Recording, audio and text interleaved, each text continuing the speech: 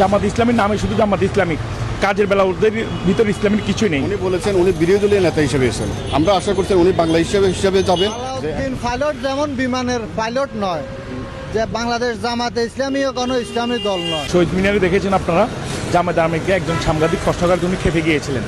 আসলে ওই সাংবাদিকের তো কোনো দোষ নেই। জামাতের আমিরের উচিত ছিল এই শহীদ মিনার যাওয়ার আগে তাদের দলের অবস্থানটা ক্লিয়ার করা।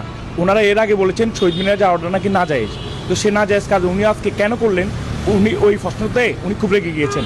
আমরা সবাই খুবই খুশি হতাম যদি ওনারা শহীদ মিনার যাওয়ার আগে ওনারা এই বিষয়টা ক্লিয়ার করতেন। আসলে আপনারা জানেন জামাত ইসলামের নামে শুধু জামাত ইসলামিক, কাজের বেলা ওদের ভিতরে ইসলামের কিছুই নেই। আপনারা কিছুদিন আগে দেখতে পেয়েছেন ওনারা যে গত যে নির্বাচন ওনারা একজন হিন্দু ব্যক্তিকে তারা হচ্ছে যে আপনার নমিনেশন দিয়েছিল।